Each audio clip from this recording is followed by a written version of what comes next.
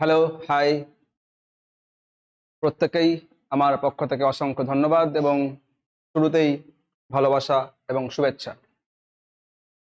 আমি খুব ফর্মালি ক্লাসটা শুরু করলাম এই শুভেচ্ছা, তারপরে ধন্যবাদ জানিয়ে আস্তে আস্তে ইনফর্মাল ওয়েতে যাব আমি আর কি।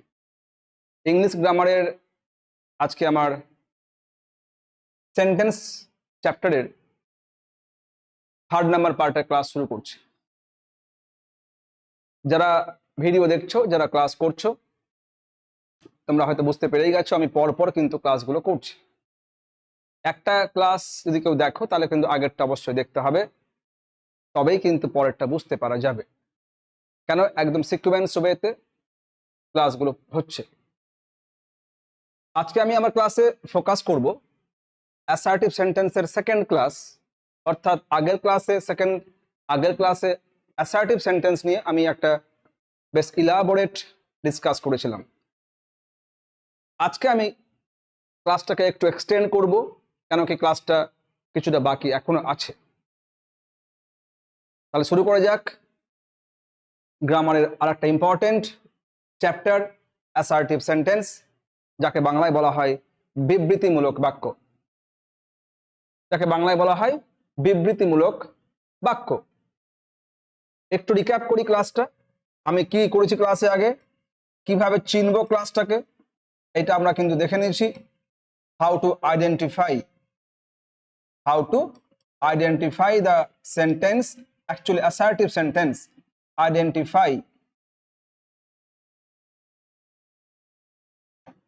আইডেন্টিফাই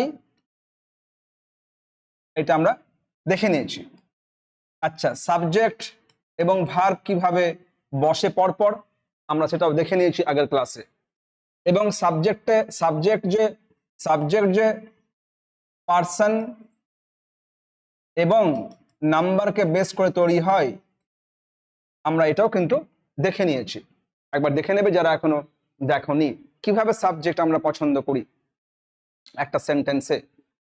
কেন কি সাবজেক্ট ফার্স্ট পার্সনে হয়, সাবজেক্ট সেকেন্ড পার্সনে হয়, সাবজেক্ট থার্ড পার্সনে হয়, আবার এই 3টা পার্সন থেকে আবার দেখবে নাম্বার দুটো হয়, একটা হচ্ছে সিঙ্গুলার, একটা plural.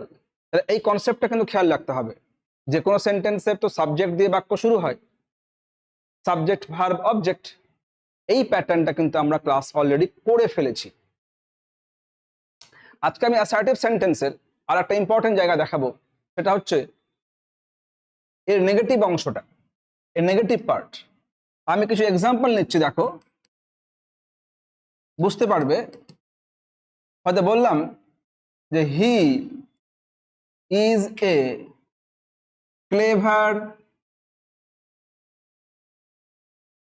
Player. He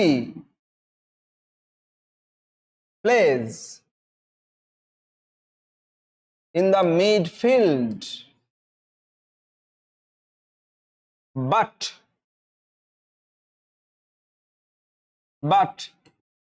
he is not a clever scorer. He does not help the other player. দেখো আমি এখানে একটা এক্সপ্রেশন বা মেসেজ চেয়েছি দিতে একটা প্লেয়ার সম্পর্কে। কিরকম? He is a clever player, সে একটা চালাক খেলোয়াড়। He plays in the midfield, সে মিডফিল্ডে খেলে। But he is not a clever scorer, তাহলে সে কিন্তু চালাক গোলকর্তা নয়, সে ভালো গোল করতে পারে না। আর he does not help the other player, সে অন্য প্লেয়ারকে হেল্প করতে পারে না বা হেল্প করে না। তাহলে আমার দেখো প্রথম দুখানা বাক্য আছে হ্যাঁ বাচকে, হি ইজ, তাহলে আমি দেখতে পাচ্ছি এটা হচ্ছে হি প্লেজ, হি ইজ, এখানে নট বা নো নেই। দেখো তোমার 3rd নাম্বার বাক্যে নট আছে, হি is not a clever scholar, আবার এখানটায় হি ডাজ নট হেল্প। তাহলে আমার প্রথম দুখানা বাক্য হ্যাঁ বাচকে আর পরে দুটা না বাচকে। তাহলে আর আমরা এইটুকু কিন্তু শিখে ফেলেছি এরা সবটাই হচ্ছে অ্যাসার্টিভ সেন্টেন্স, এগুলো সবটাই অ্যাসার্টিভ সেন্টেন্স, সবটাই কিন্তু বোঝাচ্ছে স্টেটমেন্ট। বোঝো, সবটাই কিন্তু বোঝাচ্ছে স্টেটমেন্ট, একটা একটা বিবৃতি, assertion.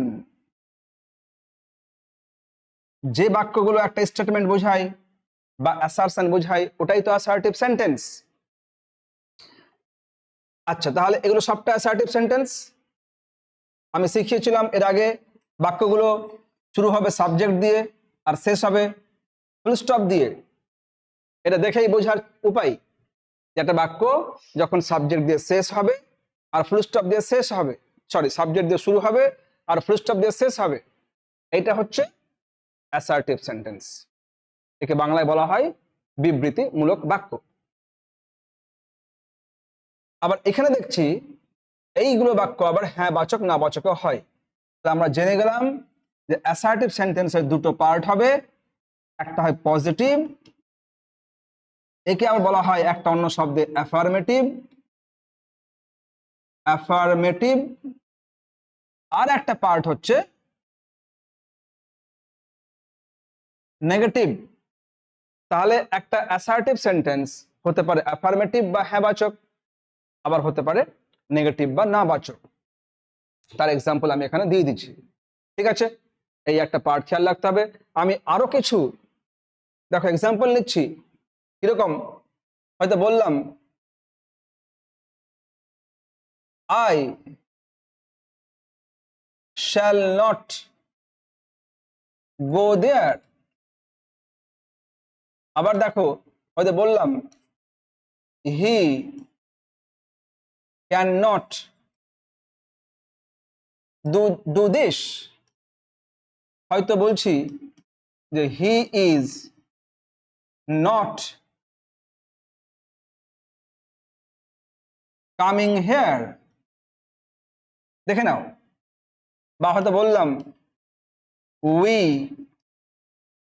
R not going there. তাহলে এগুলো সবটা কিন্তু যেহেতু বাক্যের মধ্যে নট নট নট আছে, নট, নো, নেভার, এইসব দিয়ে বাক্য যখন থাকে বা হতে পারে নাথিং, তাহলে খেয়াল রাখতে হবে এগুলো হচ্ছে অ্যাকচুয়ালি নেগেটিভ সেন্টেন্স। নেগেটিভ কোন সেন্টেন্স? যেমন এটা অ্যাসার্টিভ, তাহলে এটা নেগেটিভ অ্যাসার্টিভ সেন্টেন্স। এটা হচ্ছে negative assertive sentence.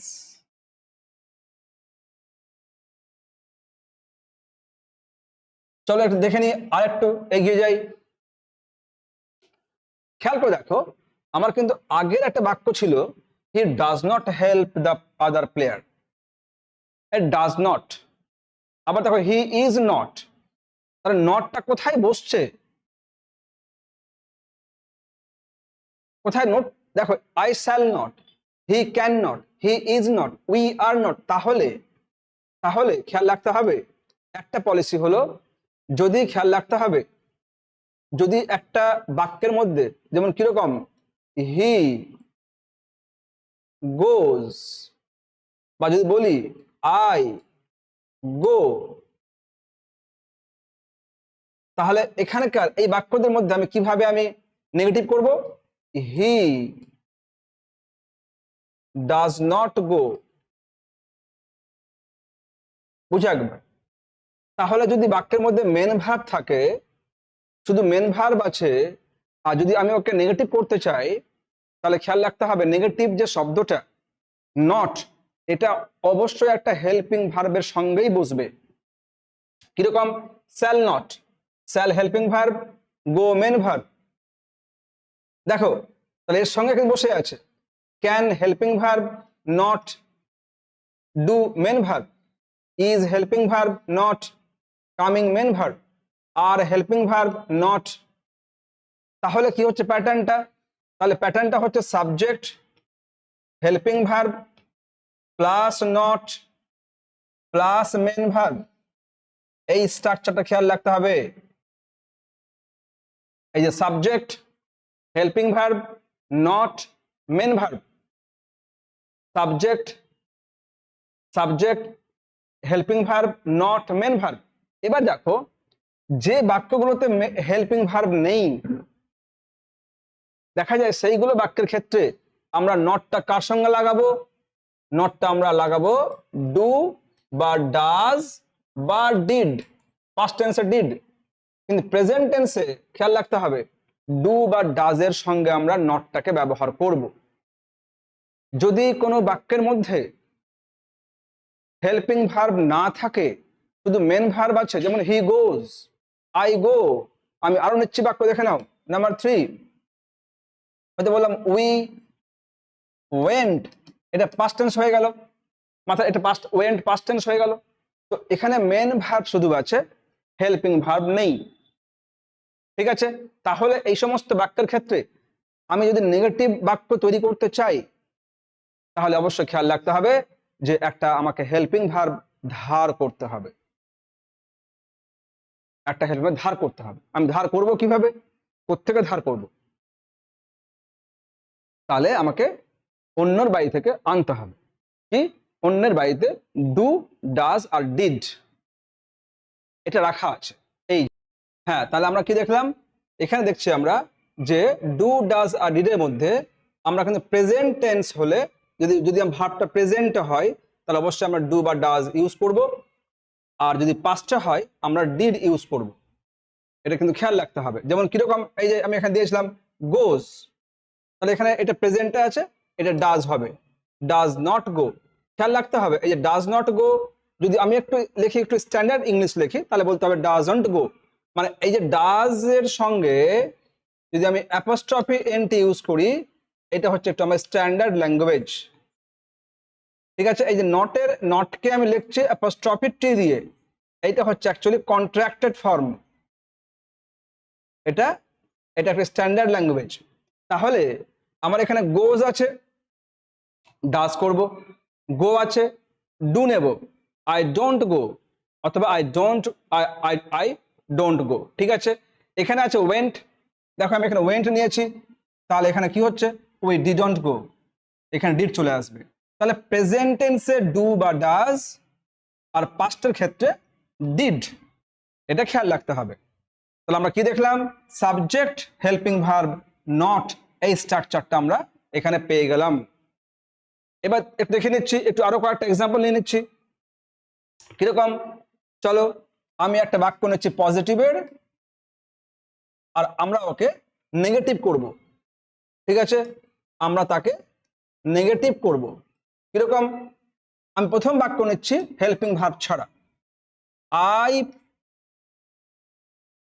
Play chess. পরে নিচ্ছি হি প্লেজ চেস। হয়তো পরে নিচ্ছি উই প্লেড চেস। এই দেখো আমরা এখানে কিন্তু তিনটা বাক্য নিয়েছি, যেখানে তিনটা ভার্ব হচ্ছে মেন ভার্ব, এখানে কোন রকম ভাবে হেল্পিং ভার্ব নেই। এক্ষেত্রে আমরা কি করব? এখানে প্লে আছে, তাহলে প্রেজেন্টে এস বাই এস নাই, কিন্তু প্রেজেন্টে আছে, তাহলে এখানে ডু নেব, তাহলে I do not don't play chess. এখানে প্রেজেন্ট আছে এটাও, কিন্তু এখানে ভার্বটা এস যুক্ত হয়ে আছে, তাহলে ডাজ হবে, তাহলে হি হচ্ছে, এখানে হি আছে, এখানে হি আছে, তাহলে হি ডাজন্ট প্লে চেস। আবার উই প্লেড, এখানে পাস্ট টেন্সে আছে, এটা প্লেড, পাস্ট টেন্সে আছে, প্লেড। এক্ষেত্রে ডিড হবে, তাহলে উই ডিড নট, মানে ডিডন্ট, ঠিক আছে, প্লে চেস। আমরা এইভাবে হেল্পিং ভার্ব ছাড়া শুধু মেন ভার্বকে আমরা নেগেটিভ করতে পারবো ডু, ডাজ আর ডিডন্ট দিয়ে। আমি এবার চলে যাচ্ছি হেল্পিং ভার্ব যুক্ত করলে কি হবে। কিরকম? আই অ্যাম প্লেইং চেস হলো। নাম্বার 2 দেখো, হি ইজ প্লেইং চেস।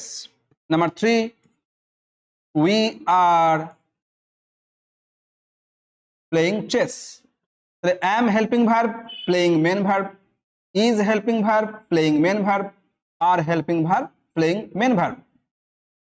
এবার আমি এখানে নট ইউজ করলে কি করতে হবে, এই যে হেল্পিং ভার্বে পরে পরে এইখানটা আমাকে নট ইউজ করে দিতে হবে।